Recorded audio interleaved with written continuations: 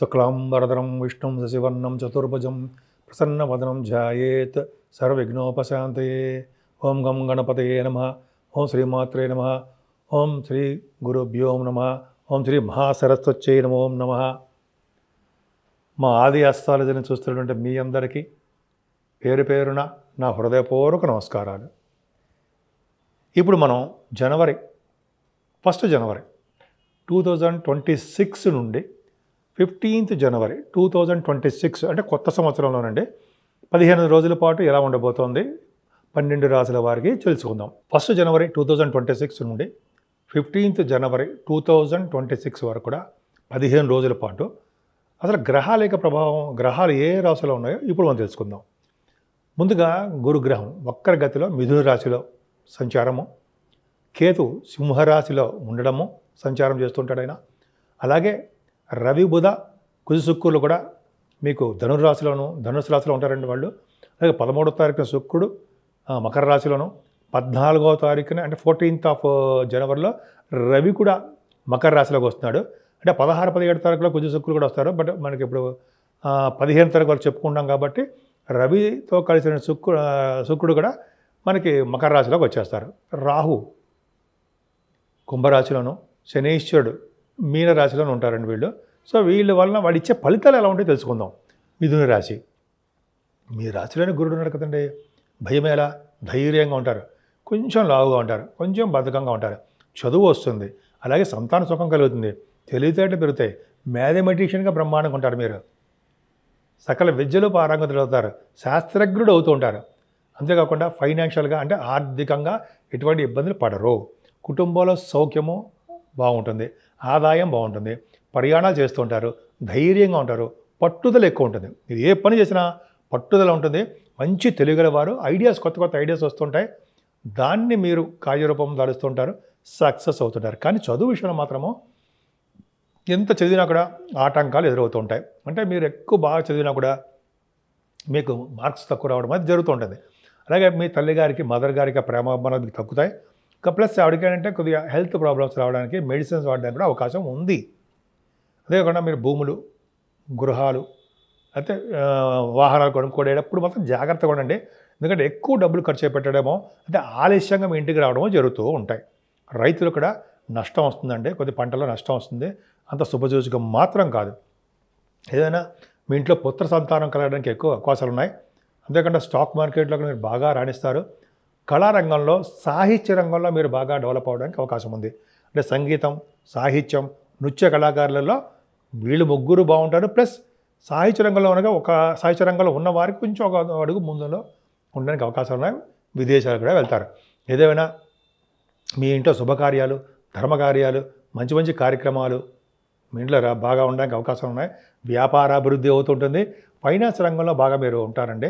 అంటే finance and accounts అని, chart accountancy, cost accountancy అని, డాక్టర్స్గా కానీ మీరు బాగా సక్సెస్ అవుతారు.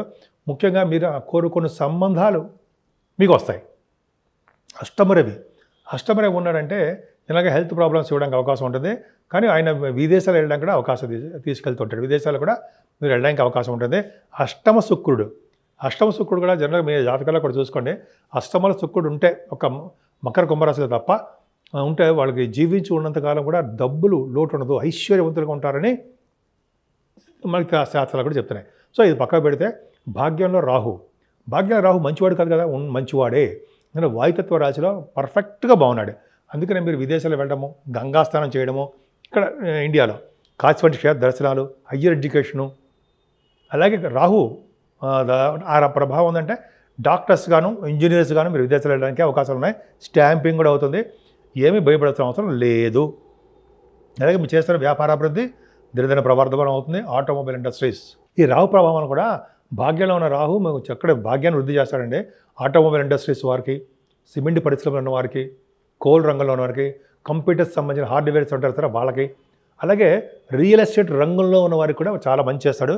ముఖ్యంగా భాగ్యంలో రాహు, దశమంలో శని, రాజకీయ రంగం, పొలిటీషియన్స్గా మీరు బ్రహ్మాండంగా ఉంటారు.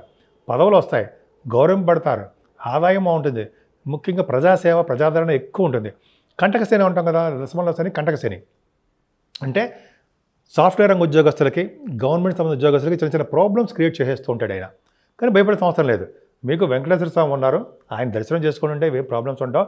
సో శని వలన కూడా రాజకీయ రంగంలో పదవులు వస్తాయండి. గ్రామానికి అధికారిగా గాను, వ్యవసాయ రంగంలో డెవలప్మెంట్ అవడం గాను, ఇది చాలా బాగుంటుంది. దశమంలో శని సామాన్యుడేం కాడు, మంచి యోగాన్ని ఇస్తుంటాడు. రాజకీయ రంగంలో పదవులు కూడా ఇస్తుంటాడు ఆయన. అంత అద్భుతంగా, ముఖ్యంగా దశమంలో శని ఉన్నాడంటే కోల్ రంగంలో ఉంటారు కదా. కోల్ రంగం అంటే మీకు తెలుసు కదా, కోల్ రంగంలో పనిచేసే వారికి, ఫైనాన్స్ రంగంలో ఉన్న వారికి, కోల్ రంగంలో ఫైనాన్స్, వాళ్ళకి చాలా అద్భుతమైన ఫలితాలు ఉంటాయండి. అంటే శని కారకత్వాల్లో ఉన్నటువంటి వారికి ఉద్యోగాలు బ్రహ్మాండంగా ఉంటాయని అర్థమైపోయింది. సో ఈ విధంగా చాలా బాగుంది. మిథున రాశి వాళ్ళకి చెప్పదగ్గ అంశం అంటే సూర్యభగవాన్ ఆరాధన చేయాలి. 14వ తారీఖుని సూర్యభగవాన్ని ఎర్రని పుష్పాలతో అర్ఘ్యం ఇవ్వడము, ఎర్రని అక్షంతలతో పూజ చేయడము, ఆ రోజు చేసే దానాలు, పైగా వేద పండితులకి దానాలు ఇవ్వడము, ఇవన్నీ చేయడం వలన చాలా మంచి మంచి యోగాలు, మంచి మంచి పనులు చేయడం వలన సూర్యభగవాన్ యొక్క ఆశీస్సులు మీకు కలుగుతాయి. అంతేకాదండి, మీకంటే అర్థం ఏంటంటే ఈ 14వ తారీఖు కూడా మకర సంక్రమణం తర్వాత అదే రోజుని మనకి జ్యోతి దర్శనంగా కనిపిస్తోంది. అయ్యప్ప స్వామివారి దర్శనం జ్యోతి రూపంలో కనిపిస్తారు మనకి. సో అయ్యప్ప స్వామివారిని పూజించిన, ఆయన దర్శించుకున్న, అయ్యప్ప స్వామివారి యొక్క దీక్షలో ఉన్న వాళ్ళందరికీ కూడా మన దీక్ష విరమిస్తారు కదా, వాళ్ళందరూ కూడా అయ్యప్ప స్వామి యొక్క దీవెనలు చాలా బాగుంటాయి. ముఖ్యంగా మనందరికీ కూడా అయ్యప్ప స్వామివారిని పూజించడం వల్ల సకల శుభాలు, సకల సౌఖ్యాలు కలగడానికి ఎక్కువ అవకాశాలు ఉన్నాయి. దానికంటే ముందు చిన్న ఏంటంటే, నేను మీ వాడ్రే వదినారాయణ శర్మ, నేను CMA కూడా చేశాను. At the same time MA astrology 1999లో అయిపోయిందండి ఫస్ట్ బ్యాచ్. సరే, అది కాకుండా నాకు 35 ఏళ్ళు కూడా కొంచెం కొద్దిగా అనుభవం ఉంది ఫైనాన్స్తో పాటు. సరే, అది పక్కన పెడితే మీ జాతకాలు మీరు తెలుసుకోవాలనుకుంటే మీ date of birth, time of birth, place of birth, ఈ 3 ఉంటే సరిపోతుందండి.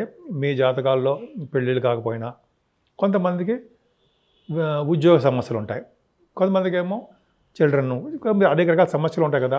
సో వాటి గురించి పరిష్కార మార్గాలు కానీ జాతకాలు తెలుసుకోవాలన్నా, మీకు ఫారిన్ కంట్రీస్ వెళ్ళడానికి కొంతమంది ఉంటుంది, కొంతమందికి ఏమో విదేశాలు వెళ్ళడానికి వాళ్ళు ఉంటారు, తర్వాత కొంతమంది ఇంజనీరింగ్ విద్యార్థులు, కొంతమంది ఏమో మెడిసిన్, స్టెప్ 3 అలా ఉంటారు కదా. సో మీ జాతకాలు తెలుసుకోవాలన్నా, ఫారిన్ కంట్రీస్ యోగం ఉందా లేదా, ఇవన్నీ తెలుసుకోవాలన్నా ఖచ్చితంగా నేను చెప్పగలనండి. కొద్దిపాటి ఎక్స్పీరియన్స్తో నేను చెప్పగలను. కొద్దిపాటి అంటే 35 years అని, ఆల్మోస్ట్ ఇంకా ఎక్కువే. కొద్దిపాటి నాలెడ్జ్ ప్రకారం చెప్పగలను. సో మీకు కావాలనుకుంటే ఈ కింద కనిపిస్తున్న నెంబర్కి ఫోన్ చేయండి. 7075389589, 7075389589 కాల్ చేయడం వల్ల మీకు డైరెక్ట్గా నేను ఫోన్ లిఫ్ట్ చేయలేకపోవచ్చు. లేకపోతే మీరు వాట్సాప్లో మెసేజ్ పెట్టండి. ఎందుకంటే ఇట్లా షూటింగ్లో ఉన్న జాతకాలు చెప్తూ ఉండడం వలన కొంతమందికి నేను లిఫ్ట్ చేయలేకపోవచ్చు. బట్ మీరు ఏమనుకోకండి, తప్పకుండా నేను మీ వాట్సాప్ మెసేజ్ చూస్తాను. అయితే మీకు ఫోన్ చేసినా కూడా మళ్ళీ రెస్పాండ్ అవుతాను, డౌట్ లేదు. అంతేకాదండి, ఒక్క జాతకాలే కాదు, మనం మంచి ముహూర్తాలు కూడా పెడుతుంటాం. వివాహ ముహూర్తాలు, గృహప్రవేశ ముహూర్తాలు, అలా మంచి వాటికి ముహూర్తాలు ఉంటాయి కదా. కొంతమంది సినిమా టెలివిజన్స్లో ముహూర్తాలు, రిలీజింగ్ ఇవన్నీ ఉంటాయి కదా. వాటిలో కూడా నేను కొద్దిగా తెలిసిన వాడినే.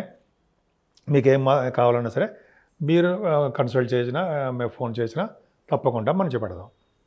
అంతేకాకుండా వాస్తు సలహాలు కూడా మీరు అడగచ్చండి. వాస్తులో కూడా నేను దీంట్లో కూడా స్టడీ చేసి ఉన్నాను, కొద్దిగా అనుభవం ఉంది.